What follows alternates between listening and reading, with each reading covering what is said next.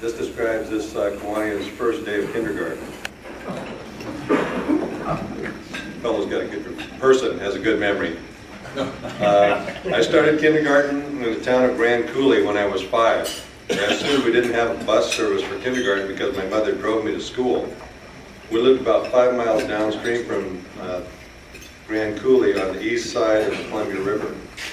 My mother drove me to the town of Coulee Dam, then across the Columbia River on a modern steel bridge to a small school building located on the west side of the river.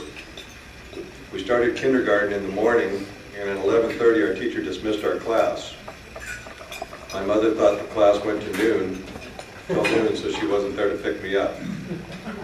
I swam, no I didn't swim. I started to play with the other children from my class, and after about 20 minutes my teacher came outside and in an angry voice told those of us who were playing to go home.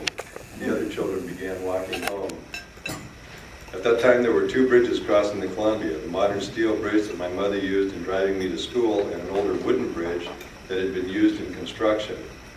The steel bridge had a sidewalk, railings, and mesh to prevent pedestrians from falling into the river and was located upstream from the school, while the wooden bridge was located downstream.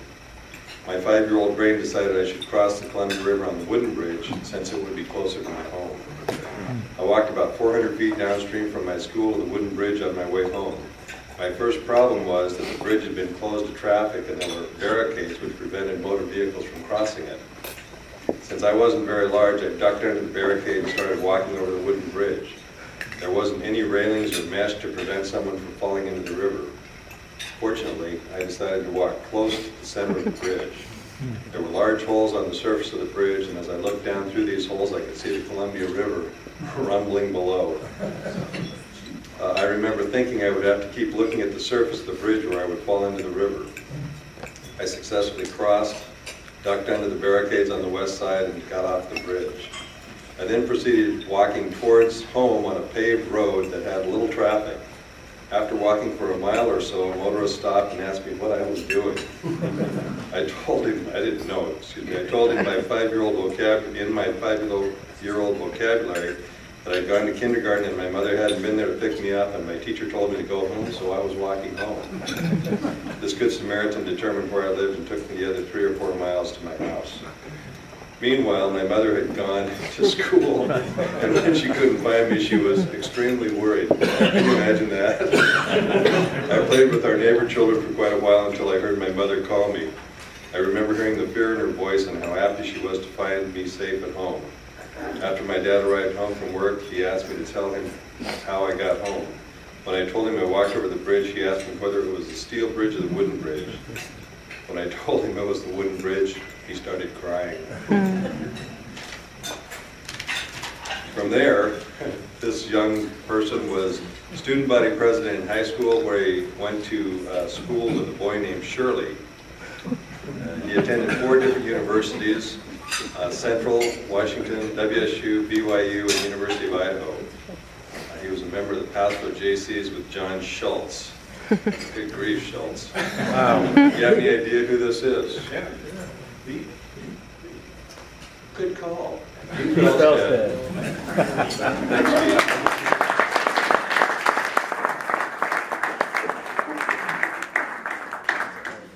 And Dwayne, I think you have something now. Yeah, I think so. I gotta talk a little earlier. Thank you, Mr. President. This is a great day for Kiwanis. My speaking counts too. This is the day that we award the Hixson Award to one of our members, which, as you know, takes a person of outstanding character and ability, kind of like I was when they gave it to me. If you think one word for the Hixson recipient, if you think you've been working hard before you get this award, you got to go to every function and every project afterwards. Dave Davidson told on me, I learned how you beat the system You show up as if you were going to be on the bingo on the floor, and the first person on your shift that comes, you give them your money belt, and you go home. I'm down for attendance, and I am now a very good Kiwanian in good standing. Okay. The Pasco Kiwanis Club has over 84 years of service to this community. One of the reasons this club has been so successful is the hard work of its membership, as I've just described. We feel that the Hixson Award is a prestigious event that must be earned by many years of service to Kiwanis and the community. Over the years, the Pasco Club has awarded only 8 Hixson Awards. At this time, I would like to introduce our current Hixson Award recipients. Unfortunately, 4 of our past Hixson Award recipients have passed away. I almost didn't live long enough to get it. But what can you do? You've got a bunch of kids running the organization, they never get around to anything.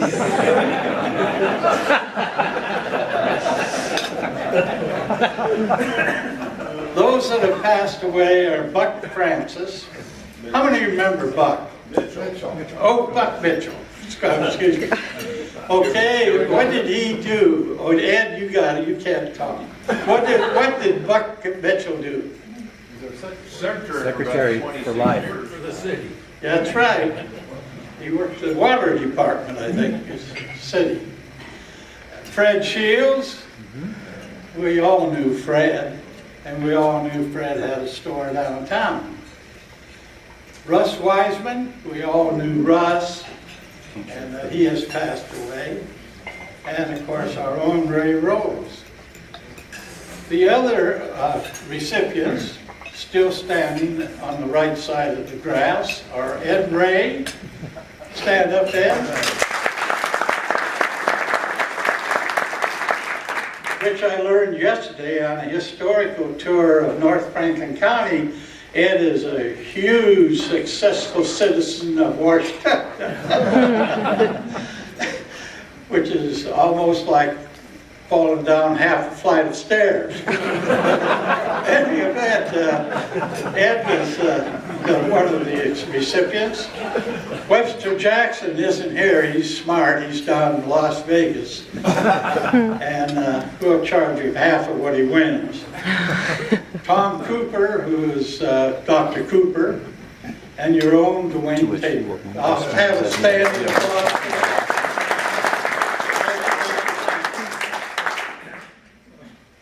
This almost brings tears. This is kind of neat.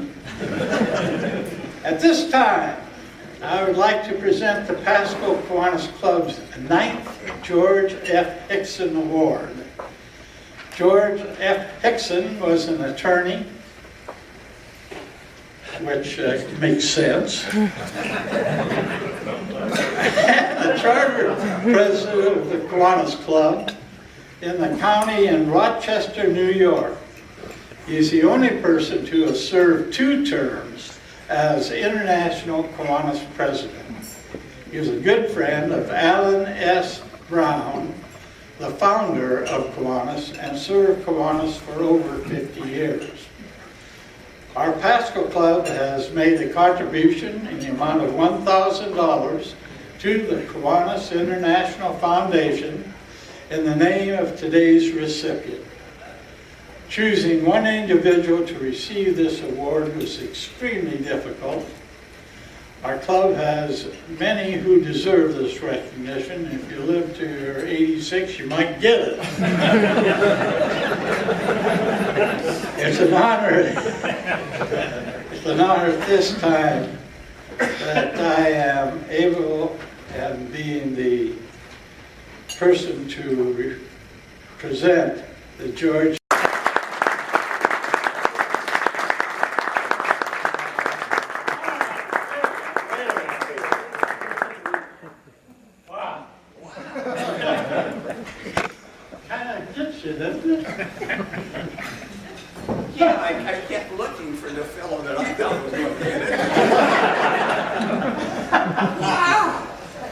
Pete has been married to his wife Carol for 50 years.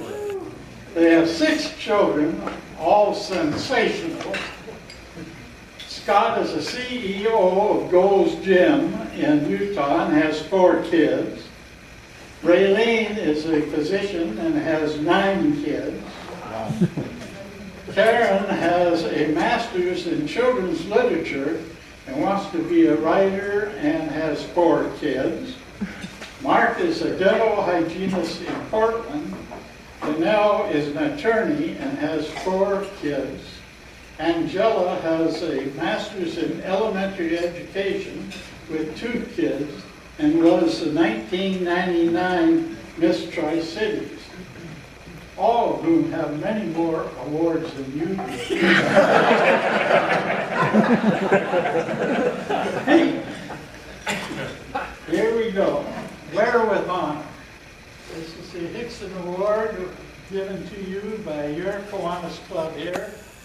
Your best friends that you've ever had. I'll let you have the mic.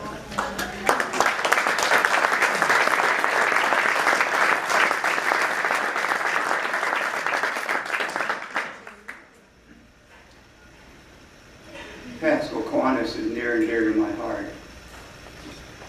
There are a lot of good people that are here, and they all are committed to community service. There are a lot of good friends. I treasure the Hixson Award because what it means. Never in my lifetime did I think I would ever earn this. I wonder a little bit about the judgment of this committee. But thank you so much.